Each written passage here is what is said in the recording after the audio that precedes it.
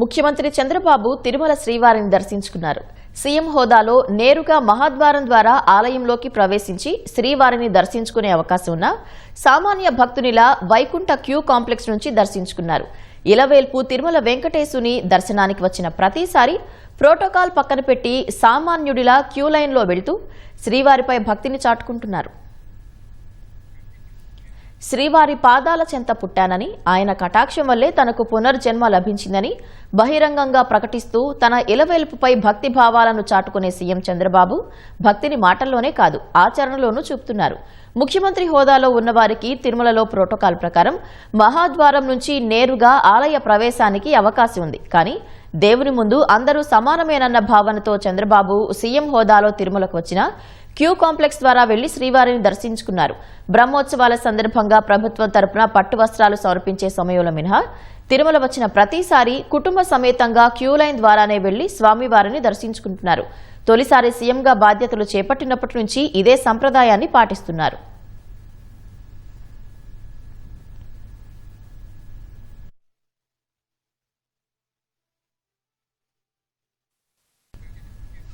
Queue complex నుంచి దర్శనానికి వెళ్లడం ద్వారా శ్రీవారిపై తనకున్న భక్తిభావాన్ని చాటడంతో పాటు సామాన్య భక్తులకు టీటీడీ కల్పిస్తున్న సౌకర్యాలను గమనిస్తూ సీఎంగా తన బాధ్యతలను చంద్రబాబు నెరవేరుస్తున్నారు.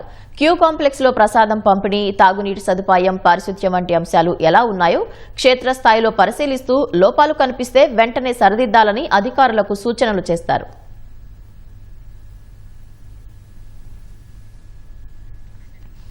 దర్శనానంతరం మాతృశ్రీ తరిగొండ వెంగమాంబ అన్నదాన సత్రానికి చేరుకుని భక్తులకు సీఎం అన్నప్రసాద వితరణ చేయనున్నారు.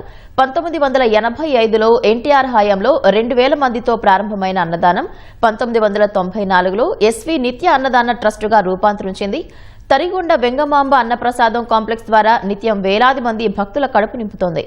ఈ ప్రతిష్టాత్మక ట్రస్టుకు సీఎం చంద్రబాబు తన మనవడు దేవాంశు పుట్టినప్పటి నుంచి ఒక ఏడాది మినహా 11 సార్లు ఒకరోజు అన్నదాన వ్యయాన్ని విరాళంగా అందజేస్తున్నారు.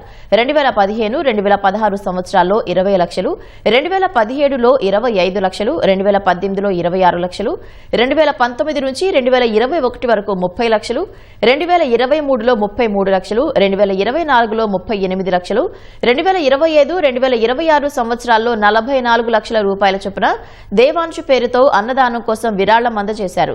ఇలా మొత్తం 11 సార్లు 3,40,00,000 రూపాయలు విరాళంగా అందజేసి స్వామివారిపై తమ కుటుంబానికి ఉన్న అపారమైన భక్తిని చాటుకున్నారు.